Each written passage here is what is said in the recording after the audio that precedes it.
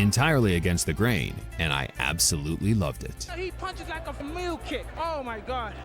Next, we have a man whose reputation has almost become mythological during the digital age, and in my opinion, the single greatest fighter that has ever lived, the Boston Terror, Sam Langford. In my opinion now is the same as ever. I think Langford was one of the greatest fighters we ever had, Ed, and if I'd have fought him, I probably would have got knocked out, and I'm glad I never had the opportunity to. In short, Langford started his career as a lightweight, but finished at heavyweight with over 100 knockouts at that limit alone.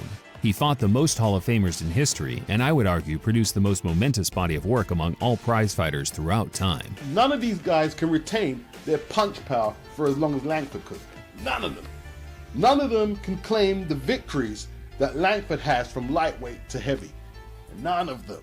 None of them. Jack Dempsey openly admitted to ducking Langford because, as he put it in simple terms, he would flatten me. Similar sentiments were shared by the guys who actually had the nerve to face him, including Harry Wills, who described one of his knockout defeats to Sam as a near-death experience. I genuinely thought I was dead when I hit the canvas. A common argument people use to discredit Langford or other greats like Harry Greb is there isn't enough footage to determine their greatness. My response would be to simply pick up a book or read a few articles. For instance, it's not like anyone with logical reasoning would consider George W. Bush a greater conqueror than Genghis Khan based purely on the fact that there is footage from the War on Terror.